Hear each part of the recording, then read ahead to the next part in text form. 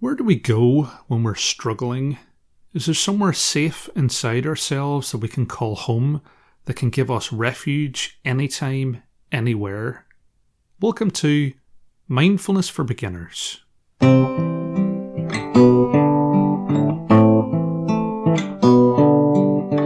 my friend, hope you're happy, hope you're peaceful. It's your old pal Sean, and we finished our January refresh of the basics. And thanks to everyone who's wishing me good luck for the new podcast, which is launching this Wednesday. If you haven't already, then please do have a listen to the trailer and subscribe. It would mean a great deal to me. The link is in the description. On Wednesday, I'll be publishing the first episode here on this podcast. If you like it, which I hope you will, then it'd be great if you could listen to the other 2 episodes that are being published at launch. I'm really excited about it, also a bit nervous if I'm honest. I really hope you like it. And I also want to say a big thanks to Trevor for inspiring today's episode. I get a lot of emails from people who say things like, Sean, what are you saying in the visualization guided meditation? Is it breathing in, I see myself as a fleur? Or, Sean, why are you suggesting that I picture myself in a hole, watching thoughts pass by like clouds? Now, those of you who've listened to the podcast for a while and are used to my Northern Irish accent will know that I'm visualising myself as a flower and sitting on a hill, watching thoughts pass by as clouds. But I certainly don't judge people for struggling with my accent. At school, in German class, we were told to give up on the idea that we would ever use what we were learning to become translators. Not because we lacked academic ability or couldn't learn German. The problem was our English. Our regional dialect was so incomprehensible, it was more likely that English speakers would understand our German than our derriere, pun intended. This isn't even my original rural Irish dialect, which is even more difficult to understand than the urban Derry accent. To give you a taste of it, it sounded like this. Boys a dear, I'm scunnered with them heifers up in the field for Nance Tammy Burks. Now, there's a small prize on offer to anyone who thinks they can write down what I just said. My new email address is in the description. Have a go, although the prize is obviously not an offer to Irish people or anyone in my family. When I moved over to England, there was an adjustment period where the people I worked with got used to how I spoke, and I slowed down and tried to remove some Irish slang from my vocabulary. There's a few Irish words that are generally understood, like Egypt, wee and crack, although telling people that you were desperate for crack did get you some odd looks. But words like weans, meaning children, boggin, meaning dirty, and banchaxed, meaning broken beyond repair, had to go, sadly. Even with the English-friendly version of my accent, I still had some misunderstandings. One night out in a pub I was describing coming over to England as a tourist when I was younger, which one of the people around the table hilariously misunderstood to their embarrassment. In case it's not obvious, he thought I had come over to England as a terrorist. Just to set the record straight, I have never been part of a terrorist organisation unless you count the civil service unions. Militant perhaps, but not paramilitary. But what I get asked about the most is the phrase that I use at the end of the podcast, Slán Bhaile, which is Irish, not just me mangling the English language. It means safe home, and you'll see it in roadside signs in Ireland as you're leaving town. I started using it at the end of guided meditations that I was facilitating because safe home felt appropriate somehow. Thich Nhat Hanh talked frequently about coming home to the present moment, coming home to our breath. And human beings need somewhere they see as home, where they can feel safe, where they can take refuge, where they can trust they'll be cared for. Without it, we feel lost or adrift. So we need to set up home in our practice so we can have that stability, that solidity that we need in order to feel calm, happy and peaceful. And the first way is through the breath. We can come home to the breath at any point during the day. And I talked about this in detail in the January refresh. When our minds are busy and our emotions are whirling around, we have the ability to come home to our breath and be still for a moment. We can practice saying, I have arrived in the in-breath. I am home in the out-breath. and this is our refuge during the day. When you stop and practice, be your in-breath for a minute or two regularly, and I really mean be your in-breath. Allow your awareness to pour into every dimension of the breath. Once we've grounded ourselves, we can then take refuge in the present moment, which probably sounds silly because where else would we be? But when there's a storm outside, a lot of the time it's really in the future, something that we're worried is going to happen, or in the past, something that we regret happening. By staying in the present moment, we've come home, and the longer we stay there, the more solid we'll feel. Thich Nhat Hanh also talked about there being an island within, a place where you feel safe, and that's where we go when we meditate, coming home to our true selves. And your true self is the non-self. The theme for this year in the podcast is interbeing, the idea that everything is interconnected.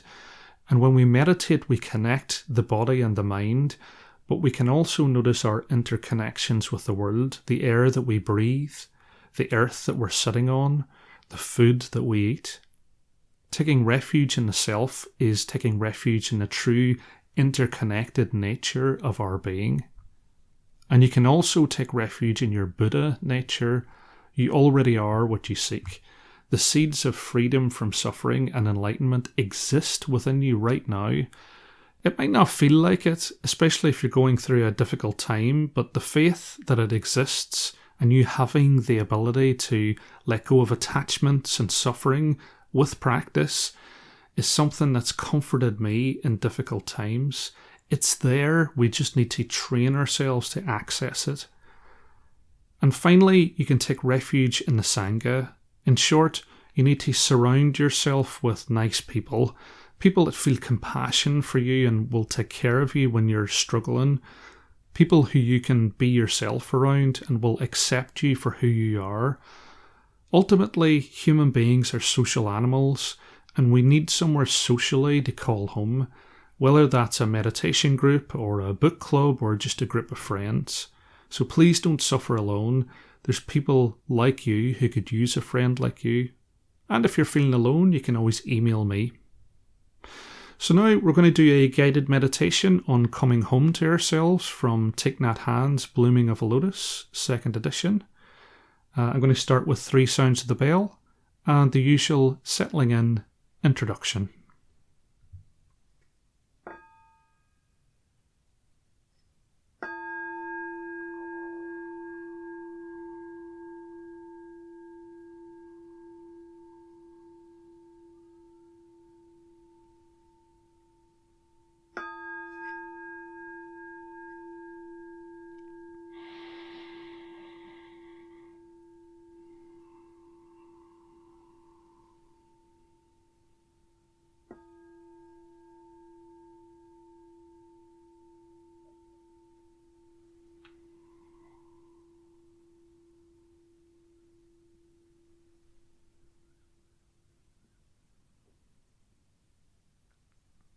And we're going to start as we always do by bringing our beginner's mind to our posture. And I would invite you to imagine that you have a thread attached to the crown of your head and it's gently pulling you upwards into an upright position. Your spine like a stack of coins, your heart raised upwards and outwards, your hands comfortably in your lap. And just allowing a gentle smile to emerge on your face as we enjoy the stability of our posture.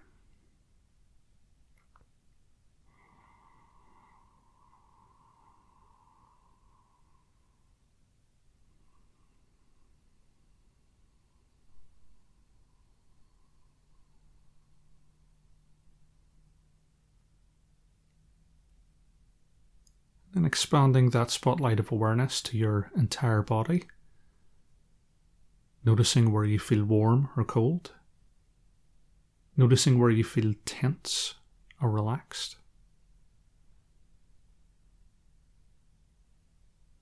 Becoming aware of the sensations of the clothes against your skin. And the points of contact between your body and the chair and the floor.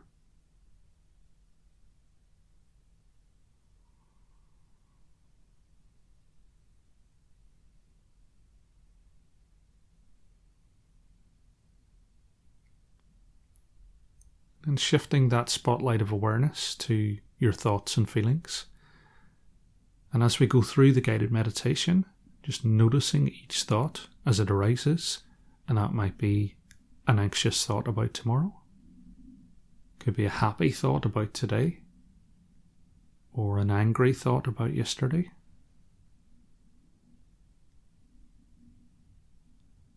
Just sitting with each thought for a moment, allowing it to leave, and gently and without judgment, bringing your attention back to your breath.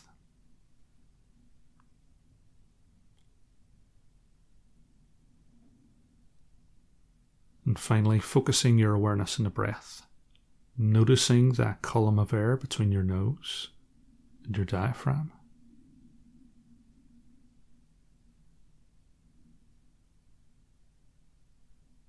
Noticing how your shoulders rise as you breathe in.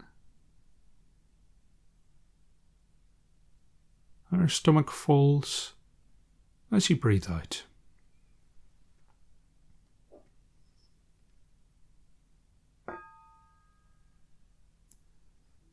Breathing in, I know I am breathing in. Breathing out, I know I am breathing out. In, out.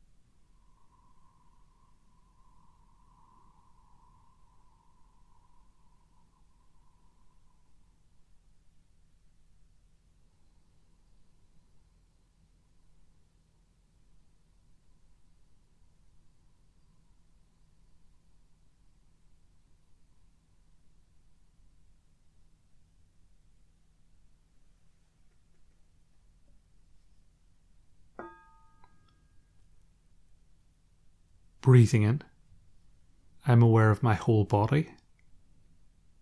Breathing out, I release the tensions in my body. Aware of body, releasing tensions.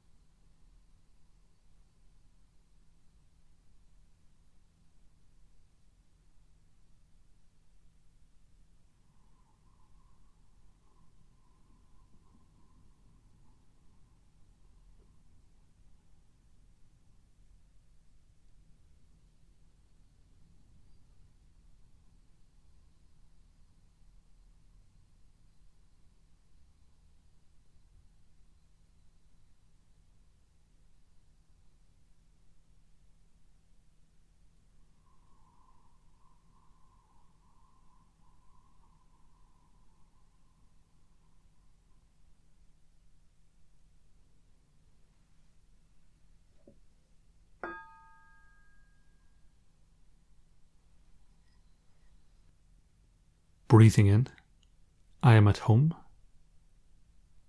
Breathing out, I feel at ease. At home, at ease.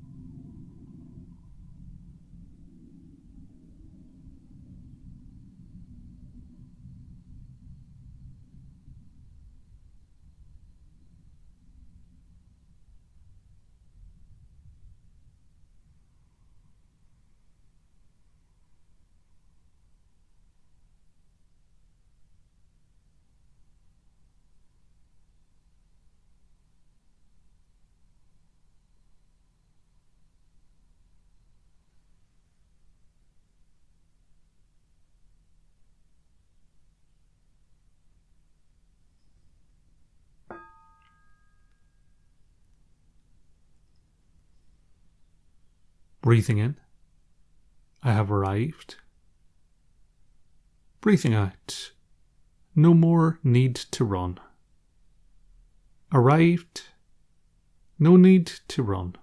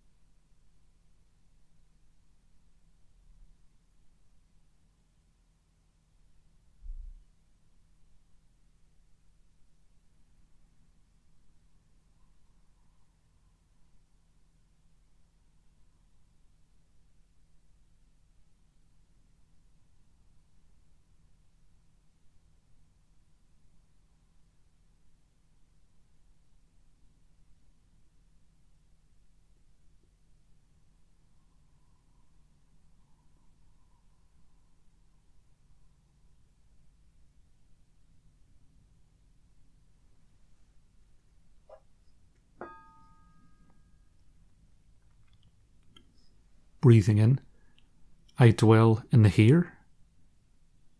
Breathing out, I dwell in the now. Here, now.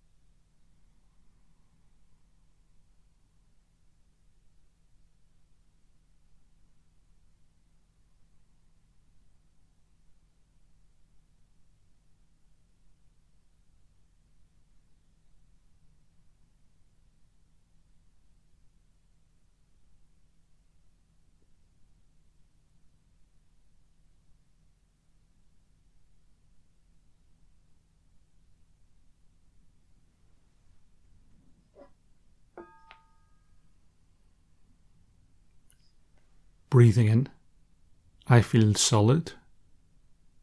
Breathing out, I am truly free. Solid, free.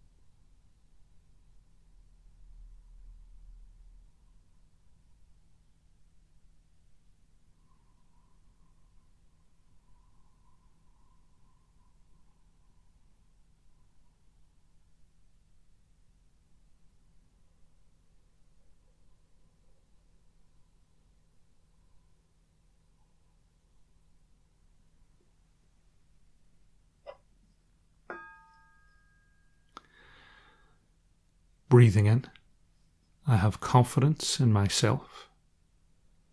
Breathing out, I take refuge in myself. Confidence in myself, refuge in myself.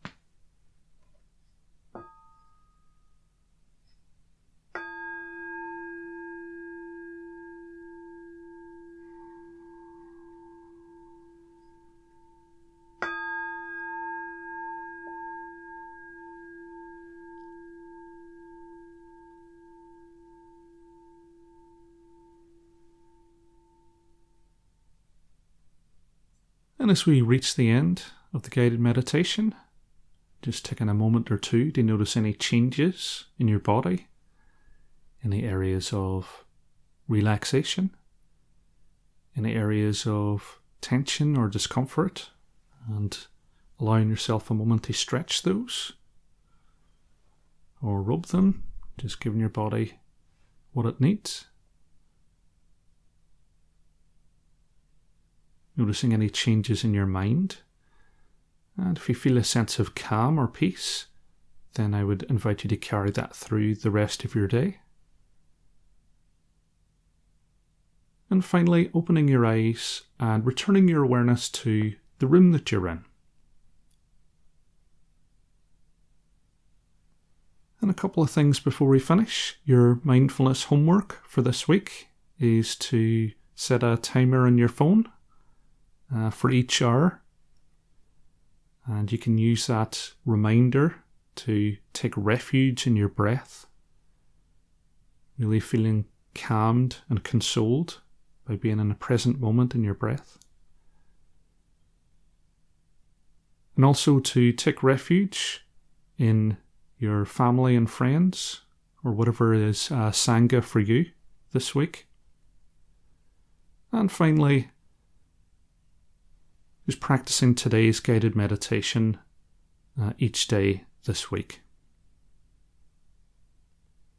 And a quick reminder before we finish as well, new podcast is out on Wednesday. I feel like I'm nagging you now, but the new podcast is out on Wednesday. It would mean an enormous amount to me if you could support me. This would potentially be a way for me to make mindfulness practice what I do as a full-time job. So any way that you can support, basically by listening to it, subscribe, leave a review, that would be absolutely amazing. There will be a reminder on Wednesday when I drop the pilot episode onto this podcast. But if you can go over and listen to it on the new podcast, that would mean a huge amount. And may you be happy, may you be peaceful, and may you see yourself through the eyes of understanding and compassion. Slán Abhaile, and I'll see you next time.